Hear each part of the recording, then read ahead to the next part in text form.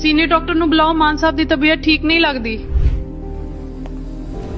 ਕਿਕਲੀ ਕਲੀਰ ਦੀ, ਕਿਕਲੀ ਕਲੀਰ ਦੀ, ਸੁਖਬੀਰ ਦੀ।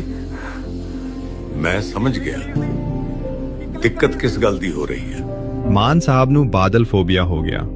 ਮਤਲਬ ਇਹਨਾਂ ਦੇ ਮਨ ਵਿੱਚ ਸੁਖਬੀਰ ਬਾਦਲ ਦਾ ਡਰ ਬੈਠ ਗਿਆ। ਮੈਂ ਨੀਂਦ ਦੀ ਦਵਾਈ ਦਾ ਇੰਜੈਕਸ਼ਨ ਲਾ ਦਿੰਨਾ, ਤੁਸੀਂ ਇਹਨਾਂ ਦਾ ਫੋਨ, ਟੀਵੀ, ਲੈਪਟਾਪ ਸਾਰਾ ਕੁਝ ਬੰਦ ਕਰੋ ਤਾਂ ਕਿ ਇਹਨਾਂ ਨੂੰ ਅਕਾਲੀ ਦਲ ਦੀਆਂ ਰੈਲੀਆਂ ਤੇ ਸੁਖਬੀਰ ਬਾਦਲ ਦੇ ਐਲਾਨ ਨਾ ਸੁਣਨ ਦੇਖਣ ਨੂੰ ਮਿਲਣ।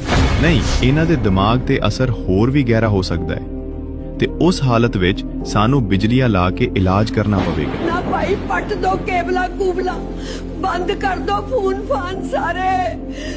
ਛੱਡੋ ਜੀ, ਨਾ ਦੇਖਿਆ ਕਰੋ ਅਕਾਲੀਆਂ ਨੂੰ, ਨਾਲੇ ਸਾਰਾ ਦਿਨ ਦੇਖੀ ਜਾਂਦੇ ਹੋ ਤੇ ਨਾਲੇ ਡਰੀ ਜਾਂਦੇ ਹੋ।